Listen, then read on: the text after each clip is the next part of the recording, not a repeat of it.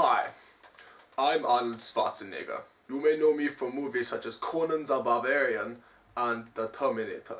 Today, I'm going to take you through my next deck review, Chaos Dragons. What's that? We cannot do a deck profile on Chaos Dragons because they violated the law against complete douchebag decks. Okay. Then I guess we'll do Diva 0. In today's episode, we will be looking at the deck Diva 0 because we cannot do Chaos Dragons due to the liability issue of it being a douchebag deck. Alright, now I will take you through what?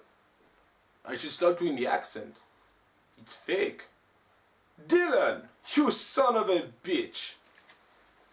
Anyway, I will speak like this now because it means it pleases you, more Western folks. Right, now, in this deck you have two parts. You have the Absolute Zero part, and you have the Deep Sea Diva part, combined together to make the deck's namesake Deep Sea Diva 0.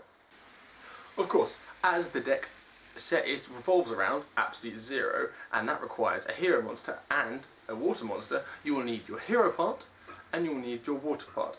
So therefore, you have the two aspects, and for this, we use Destiny Heroes because of its incredible I'm sorry, I look so stupid. 1 second. Much better. Anyway, first off, I'm going to go through the water part, which revolves around the card Deep Sea Diva. Basically, she is so good because she is a tuner and of her effect. Well, what is her effect, What's her effect, I hear you ask? Well, her effect is, when it's normal summon, you can special summon level 3 or lower Sea Serpent type monster from your deck. So, it can be 3, or 2, or even 1. I don't know why you'd use 1, maybe just like get it out, but you can use it 2 or 3, which means if you use a 2, you could XYZ up into cards such as Gaichi Gantetsu, which provides support and is very, very handy. Or you could get cards level 3 Sea Serpents, such as Lost Blue Breaker out on the field, and then you can use Deep Sea Diva. So therefore, straight away, you've got Synchro capability and XYZ capability in the first turn, all with just this one card. You should not drink and bake.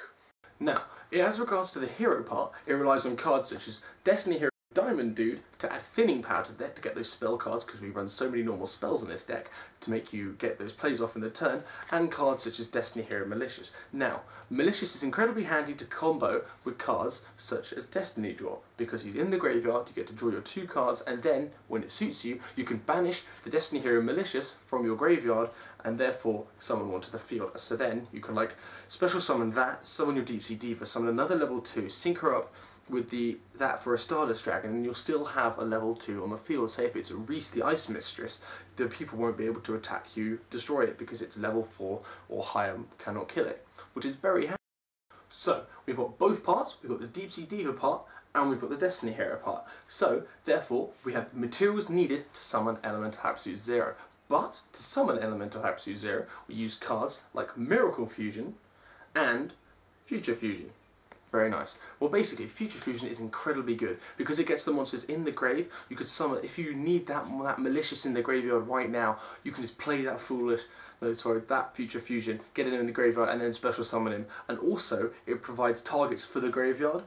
And also, which is incredibly handy, is what you can do is you can do Future Fusion, and then say if they MST that Future Fusion or something, you can be like, oh, Miracle Fusion, because the targets are already in the graveyard, so you can instantly get that Absolute Zero out, basically, no matter what happens to that Future Fusion. So Future Fusion is a very viable card in this deck, and coupled with Miracle Fusion, it can be a sight for sore eyes. Got what you want, go ahead and give these people it. As I mentioned, with Future Fusion, you can get a lot of darks in the graveyard. As this deck uses D-Draw, Allure of Darkness, there's so many dark targets in this deck. There's 8 in this deck. 8. And so therefore, you can summon and manipulate the use of cards such as Dark-Armed Dragon, the Beast card.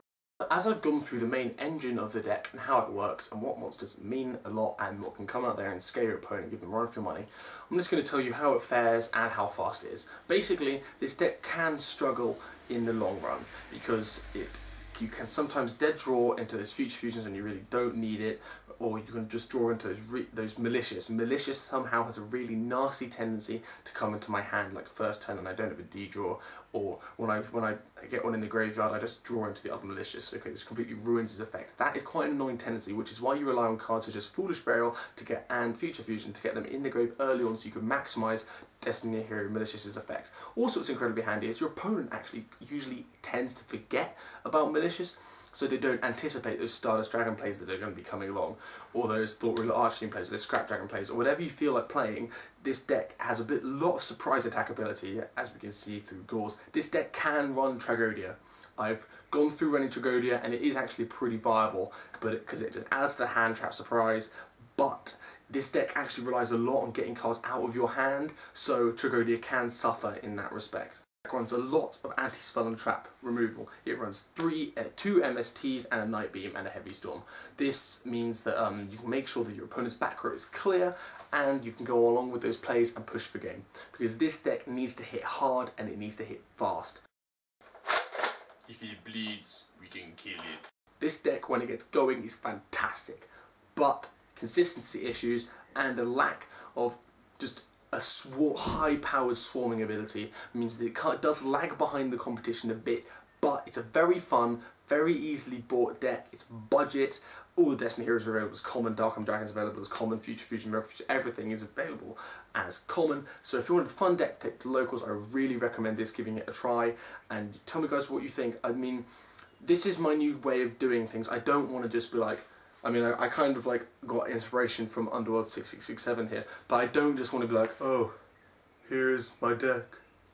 I have 3 MSTs, 4 Cyber Dragons.